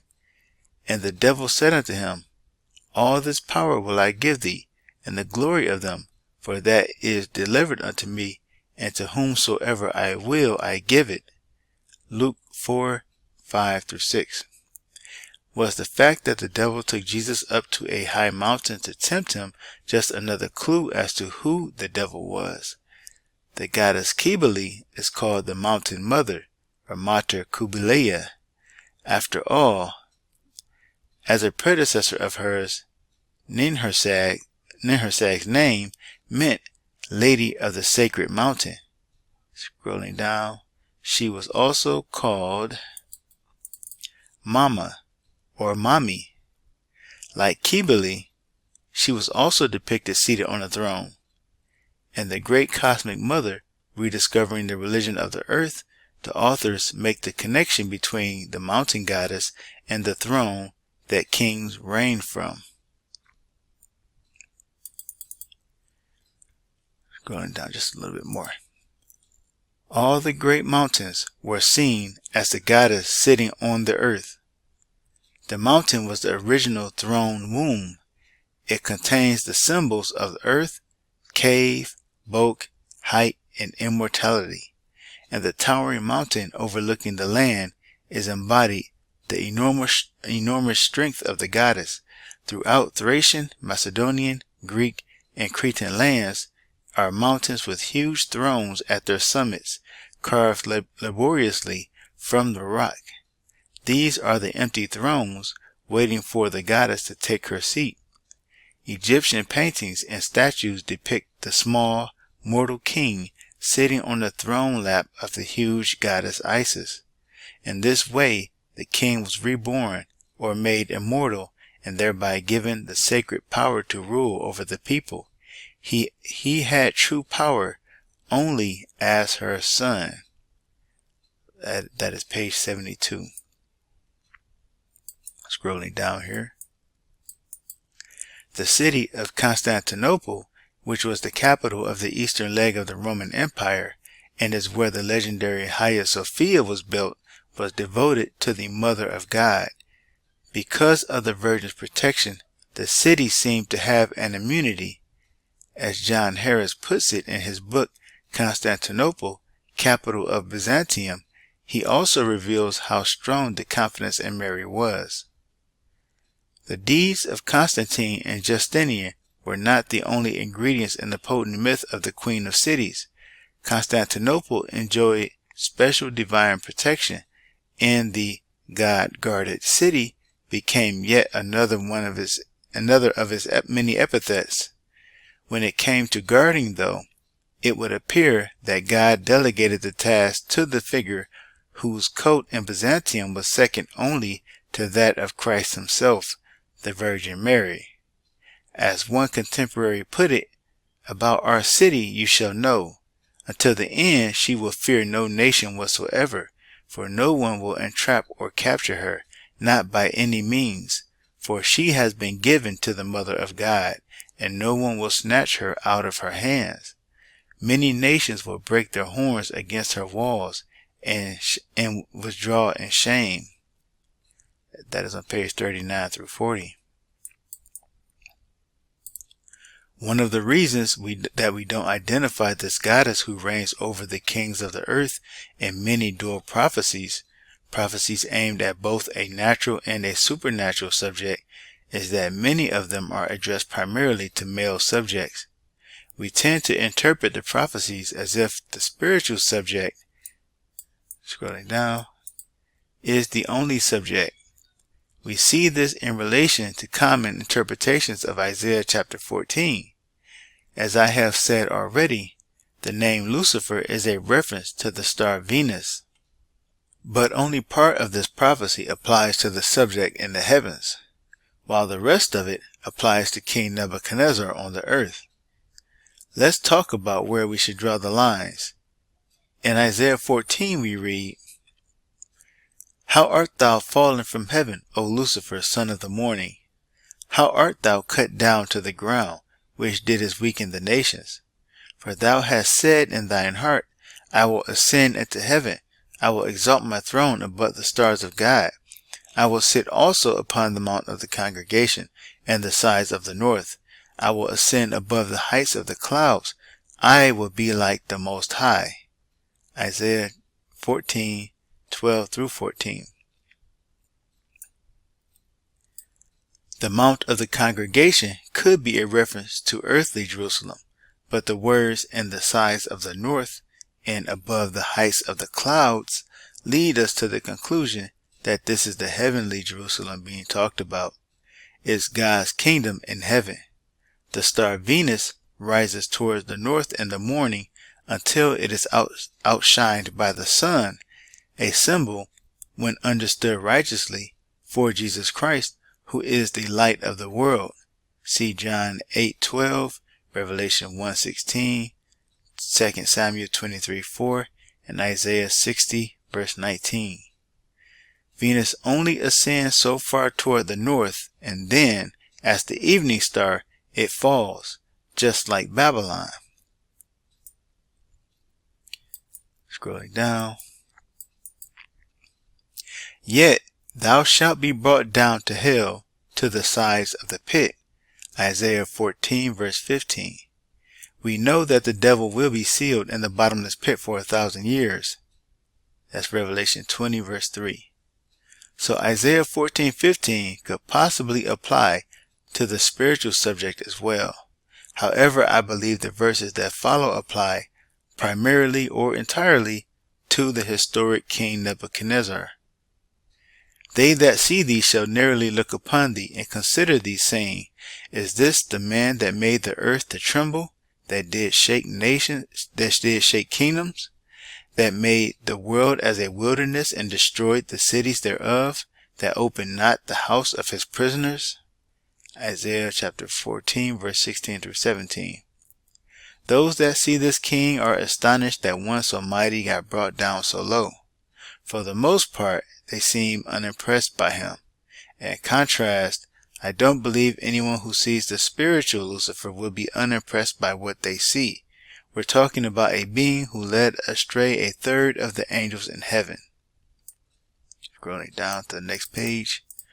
Verse 18 and 19 confirm that the king who has been brought down into the pit in verse 16 is Nebuchadnezzar, who has no glory when he dies. All the kings of the nations, even all of them, lie in glory, every one in his own house. But thou art cast out of thy grave like an abominable branch, and as the raiment of those that are slain, thrust through with a sword, that go down to the stones of the pit, as a carcass trodden under feet. Isaiah chapter 14 verse 18 through 19. In conclusion, as far as Isaiah chapter 14 is concerned, only verses 12 through 15 can be fulfilled by Babylon. If we look at what has been accomplished by the goddess already, especially in the form of the Virgin Mary, she has already fulfilled verses 13 and 14. Again, the references to the star Venus, also called Lucifer, is what makes this prophecy stand out as having two subjects. Scrolling down. Turning to another well-known prophecy, Ezekiel 28, a lamentation is given for Ithelbal III, the prince and king of Tyre. There are not clear lines between the natural and spiritual subjects here. In what follows, I will provide a careful analysis of verses 1 through 19, with particular focus on who is being addressed. After consideration of these verses, I will discuss how much of the passage appears to be in clear reference to Lucifer and to the spirit of Babylon. Verses 1 through 9 describe an earthly ruler, referred to as the Prince of Tyrus. He is described as prideful, and he sets his heart as the heart of God. He is said to have beauty and brightness in regard to his great wisdom, and his heart was lifted up because of it. Scrolling down. Son of man, say unto the Prince of Tyrus, Thus saith the Lord God, because thine heart is lifted up, and thou hast said, I am a God, I sit in the seat of God, in the midst of the seas, yet thou art a man, and not a God. Though thou set thine heart as the heart of God, behold, thou art wiser than Daniel. There is no secret that they can hide from thee. With thy wisdom and with thine understanding, thou hast gotten thee riches, and thou hast gotten gold and silver into thy treasures. By thy great wisdom and by thy traffic, that hast thou increased thy riches, and thine heart is lifted up because of thy riches. Therefore, thus saith the Lord God, because thou hast set thine heart as the heart of God, behold, therefore I will bring strangers upon thee, and the terrible of the nations, and they shall draw their swords against the beauty of thy wisdom, and they shall defile thy brightness. Scrolling down here to the next page. They shall bring thee down to the pit, and thou shalt die the deaths of them that are slain in the midst of the seas. Wilt thou say before him that slayeth thee, I am a God, or I am God? But thou shalt be a man, and no God, in the hand of him that slayeth thee. Ezekiel 28, 1 through 9. As it says in verse 9, King Ithelbal's heart was lifted up because of the riches that he got by his traffic. In verse 11, however, the subject addressed is shifted from the Prince of Tyre to the King of Tyre. In verses 12 and 13 that follow, words are used that clearly indicate the shift to a spiritual subject. Scrolling down again. Son of man, take up a lamentation upon the king of Tyrus, and say unto him, Thus saith the Lord God, Thou sealest up the sum, full of wisdom, and perfect in beauty. Thou hast been in Eden, the garden of God. Every precious stone was thy covering, the sardius, topaz, and the diamond, the beryl, the onyx, and the jasper, the sapphire, the emerald, and the carbuncle, and gold. The workmanship of thy tabrets and of thy pipes was prepared in thee in the day that thou wast created. Ezekiel 28, 12 through 13. This verse can still apply to the historic king Ithelbal III, who was full of wisdom and beautiful, as mentioned in Ezekiel 28, 7. One thing we don't know is if Ithelbal has ever been in Eden. The location of Eden may be a mystery to us in modern times, but I believe that it was known in ancient times. It does seem that this verse might be directed towards a spirit, but one thing that stands out is that there are no sins listed in relation to being in Eden. If this was the serpent in the garden, you would think that deceiving Eve would be worth a mention here. For the record, in Genesis 3:24, God placed 2 cherubims at the east of the garden to protect the way to the tree of life. At the very least, we know that there were 2 other, scrolling down here, cherubims in the Garden of Eden. There are 9 stones listed in these verses. It's unlikely to be a high priest's breastplate, which has 12 stones, and it's much more likely that these stones are being worn purely for their beauty. In corresponding fashion, we see in Revelation chapter 17 verse 4 that Babylon is adorned with precious stones. It reads, "And the woman was arrayed in purple and scarlet color, and decked with gold and precious stones and pearls, having a golden cup in her hand." That is something to keep in mind as we continue reading. Scroll down here to the next page too. Actually, I gotta read that last line first. "Thou art the anointed cherub that covereth. I have set thee so. Thou wast upon the holy mountain of God. Thou hast walked up and down in the midst of the stones of fire. Thou wast perfect in thy ways from the day that thou wast created till iniquity was found in thee." That is Ezekiel 28 verse 14 and verse 15. I know of no instances in the Bible when a human was called a cherub. Accordingly, this is the first verse in Ezekiel 28 that I can say with certainty is addressing a spiritual subject. I will come back to this passage later, but let us first consider a few additional verses. Scrolling down here more. "By the multitude of thy merchandise they have filled the midst of thee with violence, and thou hast sinned. Therefore I will cast thee as profane out of the mountain of God, and I will destroy thee, O covering cherub, from the midst of the stones of fire." Ezekiel 28 verse 16. It can be seen that it is because of the subject's riches, the multitude of their merchandise, that they have sinned. Verses 13 through 16 could apply to either or both Ithobal III and the covering cherub. How does this relate to Babylon? Revelation chapter 16 verse 3 says of the great whore, "The merchants of the earth are waxed rich through the abundance of her delicacies." This thus serves as yet another point of profound congruence between Babylon and the covering cherub of Ezekiel 28. Ezekiel proclaimed that King Ithobal's heart was lifted up because of his beauty, and on the spiritual level, the covering cherub was likewise described as beautiful. What is very curious about that is the fact that no other description of a cherub in the Bible makes them out to be beautiful. As written in Ezekiel 10, scrolling down, "In the cherubim's whole body, in their backs, in their hands, in their wings, and the wheels were full of eyes round about, even the wheels that they four had, and every one had 4 faces. The first face was the face of a cherub, the second face was the face of a man, and the third face the face of a lion, and the fourth the face of an eagle." Ezekiel 10, 12 through 14. After reading that description, it seems odd to me that God would describe a cherub as beautiful. It makes me wonder if there are other types of cherubims that look different from that which is described in Ezekiel chapter 10, because honestly, these sound quite frightening to look upon.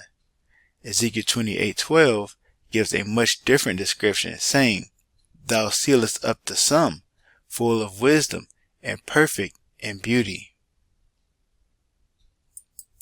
Scrolling down to the next page. Ezekiel 28:17 adds, "Thine heart was lifted up because of thine beauty, and thou hast corrupted thy wisdom by reason of thy brightness." What conclusion can we draw other than that God created different types of cherubs? Cherubs who may be so beautiful that they would inspire awe in people who see them. In Revelation 17:6, when John saw Babylon, he wrote, "And when I saw her, I wondered with great admiration." John marveled at the woman with admiration. She must have been a beautiful sight to behold to captivate him so much. Proverbs 6:25 warns us of the strange woman, who profoundly appears to be a type and shadow, if not a direct reference to Babylon, and it reads, "Lust not after her beauty in thine heart, neither let her take thee with her eyelids." Could Babylon the Great be a cherub too? Note how the goddess Isis is often portrayed in Egypt in a role as like a covering cherub. I want to scroll down more here.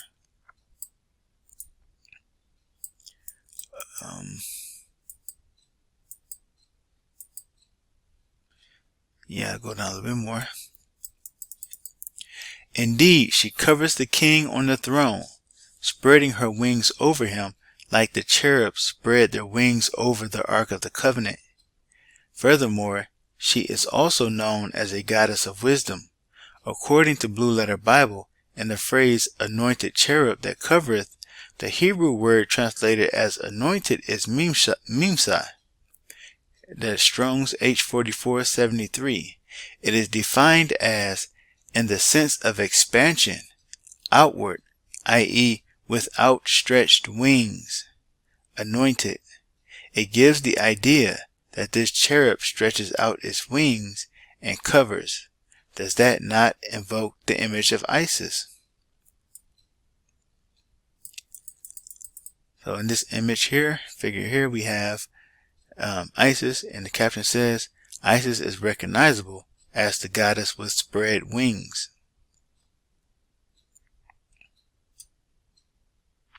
The next page we see, I'm going to have to zoom out a little bit more here. We see Isis covering Osiris with her wings at the Isis temple. And this photo was by Kembach. Trying to keep the commentary to a minimum. I was tempted to talk about that image in detail. Moving on to the rest of the chapter, verses 18 through 19 appear to apply only to King Ethelbald III, if only for the nature of the punishment. Thou hast defiled thy sanctuaries by the multitude of thine iniquities, by the iniquity of thy traffic. Therefore will I bring forth a fire from the midst of thee, it shall devour thee, and I will bring thee to ashes upon the earth in the sight of all them that behold thee. All they that know thee among the people shall be astonished at thee. Thou shalt be a terror, and never shalt thou be any more. Ezekiel 28:17 through 19. I'm going to scroll down some more here. It is entirely possible that being brought to ashes can be directed to King Ethelbald III as well as Babylon. Babylon is prophesied to be burned with fire, Isaiah 47:14, and in Revelation 18:8. And we know that her spirit will go into the lake of fire. However, being brought to ashes implies that the subject's body is mortal. In conclusion, like with Isaiah 14, if this prophecy in Ezekiel 28 has a second subject, a spiritual one, it is only addressed in a few verses. The verses that I feel most confident in saying apply to the great whore of Babylon are, let's scroll down a little bit more to get all of these in. Thus saith the Lord God, Thou sealest up the sum, full of wisdom and perfect in beauty. Thou hast been in Eden, the garden of God. Every precious stone was thy covering. Thou art the anointed cherub that covereth, and I have set thee so. Thou wast upon the holy mountain of God. Thou hast walked up and down in the midst of the stones of fire. Thou wast perfect in thy ways from the day that thou wast created, till iniquity was found in thee. By the multitude of thy merchandise they have filled the midst of thee with violence, and thou hast sinned. Therefore I will cast thee as profane out of the mountain of God, and I will destroy thee, O covering cherub, from the midst of the stones of fire. Thine heart was lifted up because of thy beauty. Thou hast corrupted thy wisdom by reason of thy brightness. Ezekiel 28:12 through 17. So that was chapter 8. The next chapter will be chapter 9, the God of Forces. Mystery Babylon Unveiled, Lucifer the Queen of Heaven, brings to light Bible scriptures which prove that the one known as Satan, the devil, and Lucifer is in fact a woman. It reveals how she is identified in the Bible as the Queen of Heaven and the great whore of Babylon. This book also brings forth incontrovertible historic evidence confirming that Lucifer was worshipped in the earliest recorded history as the Great Mother Goddess, and that she is still worshipped as such within the halls of secret societies today. Discover where the world's worship of the goddess began and where it is hidden within the pages of this book. Mystery Babylon Unveiled, Lucifer the Queen of Heaven is available in paperback and ebook at all online sellers. If your local bookstore or library doesn't carry this book, please request it. By doing so, you will help get the book onto more shelves. Mystery Babylon Unveiled, Lucifer the Queen of Heaven contains essential knowledge that all Christians should take hold of. It is an insightful and profound revealing of one of the greatest mysteries in the world.